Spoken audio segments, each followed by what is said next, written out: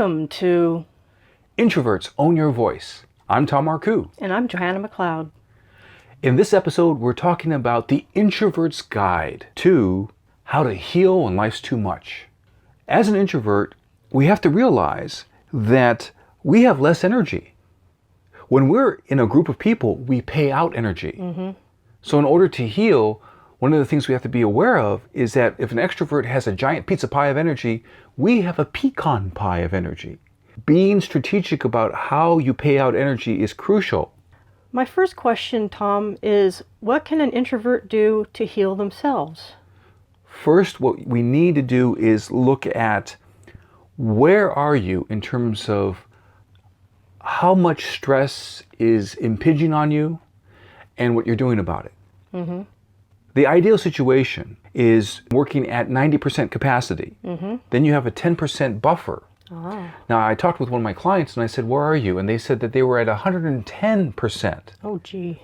Which means that there is nothing left for health. There is nothing left for focusing on nutrition. So when people's nutrition gets out of whack or they don't have time to rehearse before important things like a special meeting or something like that, I don't have the time, they're in big trouble. An introvert must really be aware. So the first part of how to heal when life's too much is to be aware that your life is at the space of too much. Now, sometimes I've thought about it as life is too much when we're too much, meaning we're not saying no enough. We're accepting way too many things. There'll be times, and I've seen this in a number of biographies of very, very prosperous and successful people who are making positive impacts. Some of them actually decide to say no most of the time so they can be selective of what they say yes to. Oh, that's a good point. And one of the things that's on my mind, remember, this is all about how to heal when life's too much, is that as soon as you're aware that you're operating at more than 90% capacity, then you've got to make some hard decisions. I have had to make decisions like, I'd like to see a bunch of different films or something like that at the movie theater, but sometimes I've had to say to family, I'm not going. Particularly if it's a film that I know I will feel less strong after it. Like there's a couple of my family members like horror films. Now, I actually, in terms of fiction, I write something called urban fantasy. So there's some vampire, werewolf kind of stuff in there. I'm not completely against everything that has any tinge of horror. But the point, though, is that I know certain films will just take the energy out of me. I will feel worse coming out of the movie theater than I did when I walked in. So I have to make big decisions that, although I might want to share time, share history with certain family members, that sometimes I just have to make a decision, nope, that's not a movie for me. One other question I have is, what are the biggest energy drainers for introverts? Being around a group of people, which is interesting because I know so many members of the National Speakers Association. You'd be surprised how many professional speakers like myself are introverts. Now, here's an opportunity for me to talk about 5 different aspects of happiness. If a person was actually happy, that's energy creating. That'd be the opposite of energy draining. So happiness has at least 5 elements to it. Joyful moments, so we might say joy. Contentment, that's a very quiet kind of thing. Contentment. Fulfillment. You see, and that's what I'm talking about, that the speakers like myself, professional speakers, we get fulfillment from going out there and speaking and meeting people after the speech and that kind of stuff. But we also have to realize that though it's meaningful work, it also is a payout of energy. So I'm very selective in terms of how many different speaking opportunities I accept. For example, I'm looking forward to, in October 2018, doing a workshop called Convince Investors to Fund You. But there are other times where I don't agree to some opportunities because I have to be very selective. So let's go back to the happiness thing, though. Joy, contentment, fulfillment, satisfaction. Let's say one paints a painting, and then at the end of the experience, you have a feeling of satisfaction. It's complete, it's done, and that could really feel good. And then finally, a friend of mine brought this to my attention, a 5th element of happiness, relief. Certainly, I remember when I ran a half marathon. At the end of that, I went, oh, what a relief. I was happy that I wasn't running anymore. Which also takes me to another detail too about in order to really get good, we're talking about how to heal when life's too much. You want to memorize what works for you. I know for a fact that if I'm giving a speech in the evening, I don't want to take any meetings. I realize I don't want to give away the energy to afternoon phone calls or to afternoon meetings because I have to be completely energized, revved up to speak that evening. Being selective is a number one thing. One thing I also want to point out too is this, is that we need to memorize what works for us. I notice that sometimes even people who have difficulty spelling things, they don't have a code. They don't have a technique for memorizing things. So just recently I had a client on the phone and I wasn't sure how to spell stationary because there's two different types of stationary. Right in the moment I said, to remember one type of stationary, stationary reminds me of excellent paperwork. So that's stationary with an E. The other stationary, I remember because it's stationary, which means ain't moving. And that's A for that type of stationary. Very smart. Well, thank you. But the idea that I'm talking about is that whatever it takes for you to memorize what's necessary for you to keep your energy level strong, you need to do that. So to give you an example about memorizing something, I always remember the 3 R's around any kind of important event, whether it's an important meeting. Let's say I have an important meeting with someone who's going to choose to become my client. I remember the 3 R's: rev up, recharge, recover.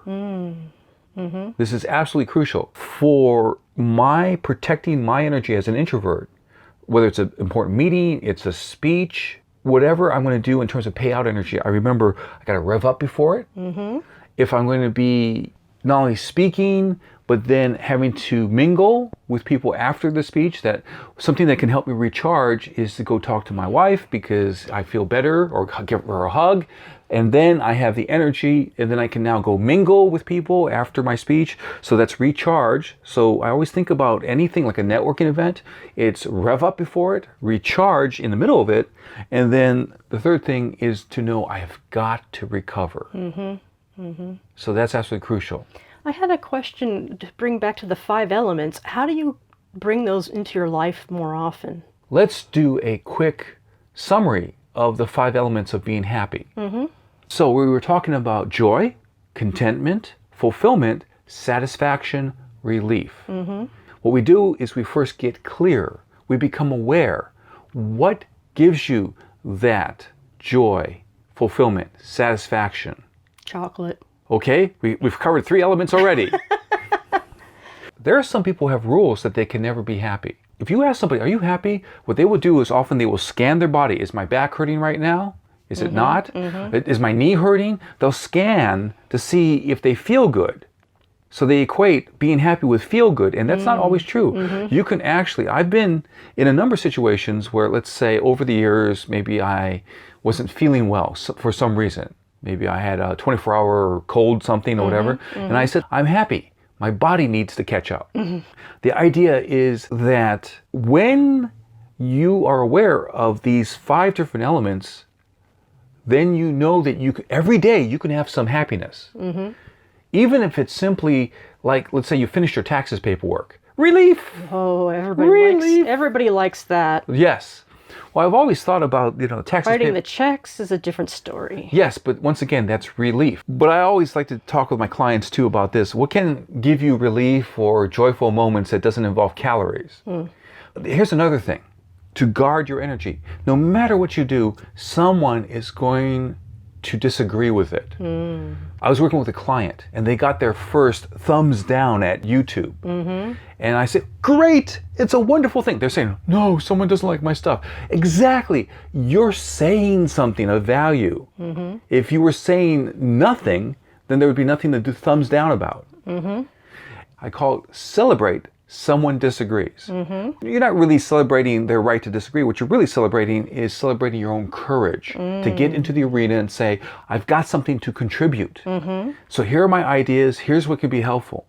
Now, here's something that's really powerful is that for the fulfillment part and the satisfaction part, I'll give you an example. So at the moment, I'm currently writing my books, number 46, 47, 48, and 49. It's a trilogy of novels I'm working on. And then I'm also working on a book about how to overcome things that kill book writing projects. Wow. The thing, though, is that what I realize is to get to that part, you asked me the question, how do you get to those elements? For fulfillment, for contentment, for satisfaction, I have 3 questions when I write a nonfiction book. Am I telling the truth? Can this help someone? Can I express this in a brief and clear way? If I have yes for those 3 questions, then I've got fulfillment, satisfaction, and contentment. Much of book writing is just work. Yes. So I will get a couple of joyful moments. Like when I wrote this phrase, to stand out, find out what you stand for. I went, hey, there's a nice rhythm there. You know, that was a moment of joy.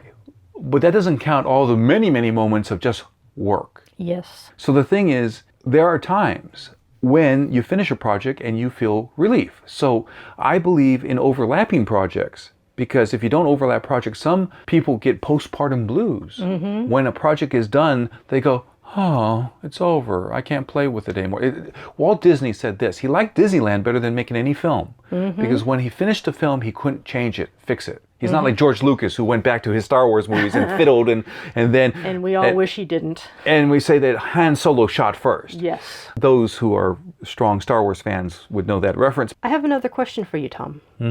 What's the one thing that us introverts can do today to heal? That would be to schedule in whatever it takes for you to recover.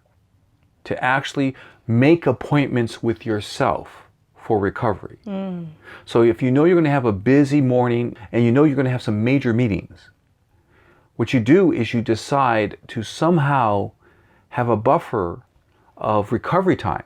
Whether that's maybe, if you own your own business, taking a half an hour break and going for a walk before the kids get home from so that you can be on your toes when the kids come home in the evening after school or something like that. The point is, you have to schedule in your own buffer time, your own time for recovery. And one thing that I do is I have what I call the evaluation box. The evaluation box is how I keep clear on how I'm taking care of myself. One piece is about health, and I log my sleep. And at the end of each week with my own business coach, I look at it. How is my sleep going this week? Is it green, which is great? I'm getting over 7 hours of sleep a night. Is it green? Is it yellow? Caution. I had a couple of nights where I wasn't sleeping that much. Or if I have too many nights that I'm not sleeping enough, is it red, which means trouble, fix this. So my point here is that we need to look at scheduling in time to take care of ourselves, because we as introverts are working with our pecan pie of energy. As tasty as it is. Once again, if we remember, if we focus on what gives us every day some experience of one of the 5 elements of happiness, we have more energy. We create energy. And having more energy and having some moments of happiness gives you a really good, as we go take it all the way back to the beginning of our conversation, building up that 10% buffer to handle surprises. It's like the same thing you do with your schedule. Schedule space so that you can handle every day. Like Mondays, people get surprised with stuff. You know, it's like, oh, wow. What you do is you don't schedule a busy Monday night because you know that you're going to really have to be on your toes on the Monday. Now, the challenge about Monday is that there's a lot of people, the worst time for heart attacks apparently is before 9 o'clock in the morning on Monday, because most people would rather die than be at work. And they're probably introverts because they don't want to be around the people. Wow, yeah, that's pretty intense. But what I'm saying here is that if you create a buffer of energy, you can handle Mondays. If you have no buffer of energy, Mondays can be deadly. So that's what we're talking about. So from our conversation, Johanna, what will you carry with you? I like the 5 elements. I think those are the thing that I'm going to carry with me. So those are joy, contentment, fulfillment, satisfaction, and relief. 5 elements of happiness. We'd like to share that we have an online class called the Introverts Formula to Get Clients. The next class, with some space still available, is in January 2019. So if you want to pre-enroll, you can go to getthebigyes.com and click on the contact and send us a message. Once again, that's getthebigyes.com. We're glad that you heard this broadcast, and we invite you to Click to subscribe. and then you'll be supporting me and Johanna and our message. And so now remember, Introverts can show their best self with strategy. I'm Johanna McLeod. I'm Tom Marcoux. Thank you. Be well. Bye.